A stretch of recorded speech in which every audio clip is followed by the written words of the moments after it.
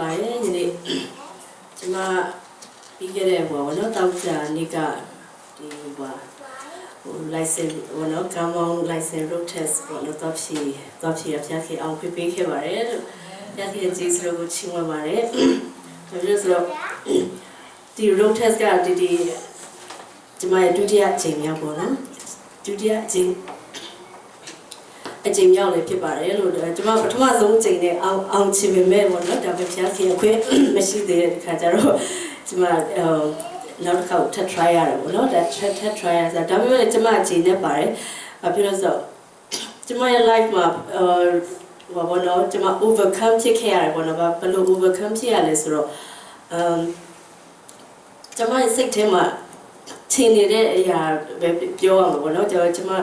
တောက်လျှောက်အသက်တာဟောပေါ့နော်ဖျားသခင်စကားပြောတာလည်းပါတယ်အဲ့လိုမျိုးပေါ့နော်အခါတိုင်းမှာဖျားခင်3ချိန်မြောက်ကိုအများတော့ကျွန်မကိုအဖြေပေးတယ်3ချိန်မြောက်မှာမှအဖြေပေးတာရှိတယ်နံပါတ်3ကဏ္ဍပေါ့နော်ဒီအများတော့ try လုပ်တဲ့အခါတိုင်းမှာ3ခါမြောက်မှာမှအများတော့ပဲပေါ့နော်အောင်မြင်ခွင့်ကိုရရှိတယ် visa ဖြေလဲကျွန်မ3ခါဖြေရတယ်အဲ့လိုမျိုးပေါ့နော်တခုခုဖျားခင်အဖြေစောင်းရတဲ့အခါဆိုလို့ရှိရင်3ချိန်အဲ့လိုမျိုးပေါ့နော်အများလည်းရှိရတယ်ကျွန်မဒီတစ်ခါအဲ့ဟိုဖြစ်တဲ့ road test ဖြေရမယ်လို့ဆိုတော့ကျွန်မဖျားခင်ဘယ်လိုလုပ်လဲ3ခါမြောက်ထိတော့မသွားချင်ဘူးပေါ့နော်နှစ်ခေါက်မြောက်နဲ့ဖြစ်ချင်တယ်ကိုတော့ဘုံလို့ထင်ရှားဖို့အတွက်ဖြစ်ချင်တယ်ပေါ့နော်ကျွန်မဆရာခင်လည်းစိတ်ခေါ်တယ်ဟိုအထိပေါ့အဲ့ကျွန်မအိမ်မှာပဲနေရတာများတယ်ကားလည်းတော်ရုံလည်းမောင်းဖို့တော့အစီအစဉ်မောင်းတော့မောင်းချင်တယ်ဒါပေမဲ့မမောင်းရတာလည်းပါတယ်ဒါပေမဲ့ဟိုဘောနော်မမောင်းလို့မဖြစ်ဘူးဆိုတာလည်းသိတယ်ဒါကြောင့်လို့ကျွန်မစူးစမ်းပြီးတော့ဘောနော်ဟို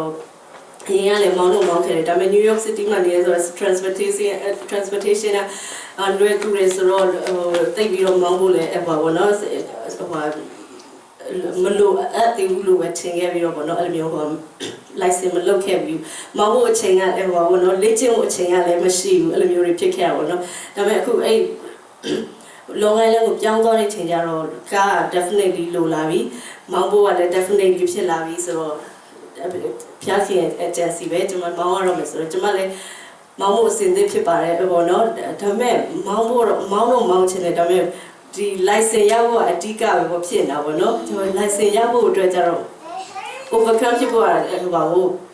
အချိန်အများကြီး practice လုပ်ရမယ်အဲ့လိုမျိုးဒါပေမဲ့ကျွန်မစီမှာဒီတလောက်ဟိုပါပေါ့နော်ကောင်းမဖို့အချိန်ဆိုတာကျွန်မလက်ချိုးရည်ဖို့နဲ့ဟိုပါပေါ့နော်ရတယ်ပေါ့နော်စနေနေ့ဆိုလို့ရှိရင်လည်းကြားရဲ့အချိန်ဆိုလို့ရှိရင်တော့တရားမှမအားဘူးကျွန်မဟိုကျွန်မမျိုးသားလည်းပြန်လာနောက်ကျတယ်ဆိုတော့ကောင်းမချိန်မရှိဘူးစနေနေ့ကျတော့လည်း full schedule စနေတနေ့ကလေးလည်းဖျားကြောင်းစီဆိုကားမောက်ဖို့အချိန်ကအရင်နေတဲ့ခါကျတော့ဒီတောက်လျှောက်ဘောလို့ကားလိုက်စင်ဖြေဖို့ဆုံးဖြတ်လိုက်တဲ့အချိန်ကျတော့လက်ချိုးရည်မယ်ဆိုလို့15ခေါက်လောက်ပဲရှိတယ်ကျွန်မကားမောက်ခဲ့တာပေါ့နော်ဒီ15ခေါက်အတွင်းမှာဒီ road test ကိုဒီနှစ်ခါဖြေခဲ့ပထမတစ်ခေါက်ဖြေတော့ကျွန်မဘယ်လောက်ပဲမောင်းခဲ့ရလဲဆိုတော့ဟို10ခေါက်လောက်ပဲရှိမယ်ကျွန်မ10ခေါက်12ခေါက်လောက်ပဲရှိမယ်အဲ့ဒါနဲ့သွားဖြေလိုက်တယ်အဲ့တော့လည်းဟိုဖြစ်တယ်ကိုယုံကြည်မှုအပြည့်ပဲရှိတယ်ဒါပေမဲ့ပေါ့နော်ဟိုခဏမမောင်းရတဲ့အခါကျတော့ smooth မဖြစ်ဘူးဆိုပဲအဲ့လိုပေါ့နော်ဟိုထင်တယ်ပေါ့နော်အဲ့လိုမျိုးနဲ့ပဲသွားဖြည့်နေမှလည်းအဲ့လိုဟိုဖြည့်တော့ဖြည့်လိုက်ရအောင်အဲ့ဟို exam နဲ့အဲ့ဒီပြီးတော့ that's it ဆိုပြီးတော့ပြောလိုက်တယ်အဲ့ထပ်ပြီးတော့ practice လုပ်လို့ပြောတော့ကျွန်မသူစိတ်ဆိုးအောင်ပေါ့နော်ဒါပေမဲ့ကျွန်မစိတ်တော့မဆိုးဖြစ်ခဲ့ပါဘူးကျွန်မရှိပြီးတော့သူဟုတ်လားငါတော့လောက်ပဲဟိုဖြစ်ငါတော့လောက်ပဲမောင်းခွင့်ပေးလာပေါ့နော်ဒီမှာဖြစ်တယ်ကျွန်မမဖြစ်လို့ဆိုတော့ဒီတတိမထားမိလိုက်တာပေါ့နော်ဒီ stop sign ကိုကျွန်မမတွေးလိုက်ဘူးကျွန်မရဲ့ထိတ်တဲ့မှာပဲရှိတာအဲ့ဒါကိုကျွန်မစထွက်တာနဲ့ဒီ stop sign ကိုကျွန်မကိုကြိုးစိုးနေရအဲ့တော့ကျွန်မတတိလက်လွတ်ဖြစ်သွားပြီးတော့တခါတည်းထွက်ပြီးတော့မောင်းလိုက်တာပေါ့နော်အဲ့ရနေစားရဟိုအဲ့ဝါ examiner pull over ဟိုညဘက်ထဲမောင်းခိုင်းလိုက်ပြီးတော့ that's it for today ဆိုရတော့ကျွန်မ shock လည်းဖြစ်သွားတယ်ပေါ့လေအရင်ကိုရ funny ဖြစ်သွားတယ်ပေါ့နော်ငါတလားဟိုအားခဲထားတော့တော့ငါဒီလောက်လေးပဲဟိုဖြစ်သွားတယ်ဆို okay relax ဖြစ်သွားပြီးတော့နောက်တစ်လားထပ်ဆောက်ရပြီးတော့တစ်ခေါက်ထပ်ဖြည့်ဖို့တော့အဲ့ဒီဒုတိယတစ်ခေါက်ပြင်ဆင်ဖို့အတွက်ကြတော့လေကျွန်မဘလခါမှာနှစ်ခါလောက်ပဲမောင်းလိုက်ရတယ်ပေါ့နော်ဒါပေမဲ့စိတ်ထဲကတော့ ဒီဟာဒီခေါက်တော့ရအောင်ရမယ်ဆိုပြီးတော့စိတ်ထဲမှာထားလိုက်ပြီးတော့အဲ့ဒီမနေ့အထိလည်းကျွန်မကြွေးကြော်နေဆူတောင်းလိုက်တော့ကြွေးကြော်တာဒါတီကျွန်မဒီနေ့ license ရမယ်ပေါ့နော်သုံးကမသွားဘူးနှစ်ခါပဲကိုတော့ဖျားတဲ့ကျွန်မလည်းစကားလေးပြောနှစ်ခါရောက်မှာပဲဖြေရမယ်ဆိုပြီးတော့သုံးခါတိုင်းမှာဟိုကိုတော့လုတ်ပေးခဲ့တယ်ပေါ့နော်အခါတိုင်းမှာဒါပေမဲ့ဒီတစ်ခေါက်လေးတော့တစ်စစ်တို့ပြီးတော့နှစ်ခါရောက်ပေါ့နော်ဖျားတဲ့ကျွန်မလည်းဟိုဘောနော်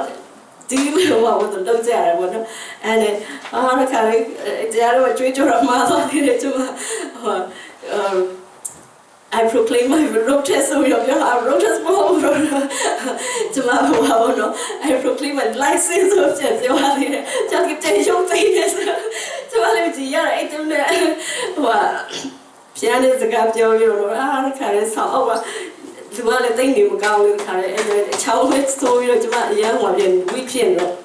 ဖြေဒါပေမဲ့တော့ဖြေရမယ်ဘယ်လိုပဲဖြစ်ဖြစ်တော့ post ပေါ်လို့မရဆိုအဲ့တော့ဖြေဆောက်အောက်ကလည်းဆူတောင်းပြီးတော့ခါရဲသွားပြီးတော့ဖြေတော့ကျေးဇူးတော်ပဲအဲ့ဟိုကျမလေးရလဲစပြီးတော့နည်းနည်းဟိုလေကပြီးနေရန်နာပြီးတော့စပြီးတော့ချောင်းဆူးနေချိန်တောက်လျှောက်သွားနေတဲ့ချိန်မှာလည်းအပြင်မှာကြည့်ရတယ်ဆိုတော့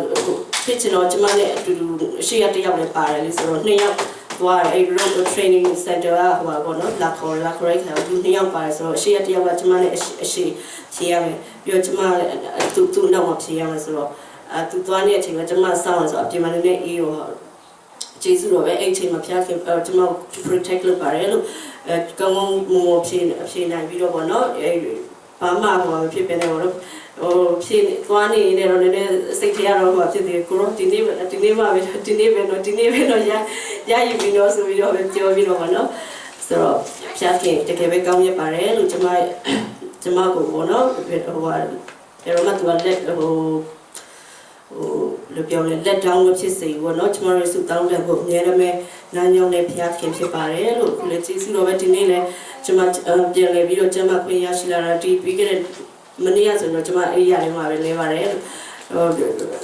ဒီနေ့တော့ဟာတချစ်ဆိုလို့ရပါမလားအဲ့ဒီစိတ်တရားပြေပြီးတော့ကျမဒီမနေ့လည်းကြွေးကြော်တယ်စုတောင်းပြီးတော့ရပါကိုတော့ဒီနေ့တော့ကျမတချစ်ရလည်းရွေးပြီးသားဆိုတော့မဆိုနိုင်လို့ရှိရင်တော့ဆန်ဘောနော်ဥဆောင်ခိုင်းမယ်ဆိုပြီးတော့လုပ်ထားရပါတော့ဒါမဲ့ကျေးဇူးတော်ပဲညတော့တိုက်တယ်ဒါမဲ့ဒါဆိုလေးဟိုဖြစ်သွားလို့ဆိုအခုကျေးဇူးတော်ပဲဖျားခင်ဒီနေ့ worship မှာလည်းဖျားခင်ကောင်းမှုဆိုခွင့်ပေးတဲ့ဟိုချောင်းစုအကုန်လုံးဟောနော်တခွင့်ပေးကမကလုံးဝပြောက်ကင်းပြီးဆိုတာလည်းကျွန်မအနေနဲ့ဒီချိန်မှာပြန်လဲပြီးတော့ဟောနော်ဖျားခင်ကောင်းတဲ့ခြင်းများကိုပြန်လဲပြီးတော့ကောင်းကြီးပေးပါတယ်လို့ဒါကြောင့်လည်းရောက်တိုင်းဒီမှာလည်းဖျားခင်ဟောပေါ့နော်တကယ်ပဲကောင်းမြတ်တယ်ဖျားခင်နာမတော်တကယ်ပဲတကူကြီးတယ်သူ့ကိုခေါ်တဲ့အခါတိုင်းကအမြဲတမ်းထူးတဲ့ဖျားဖြစ်တယ်ဆိုတာပေါ့နော်ကျွန်မအနေနဲ့ပြန်လဲပြီးတော့ပေါ့နော်ကျွန်မရဲ့တက်တာအဖြစ်တော့ပြန်လဲပြီးတော့ပြပြခံချင်ပါတယ်လို့ရောက်တိုင်းဆိုဖျားခင်တကယ်ကောင်းနေပါစေ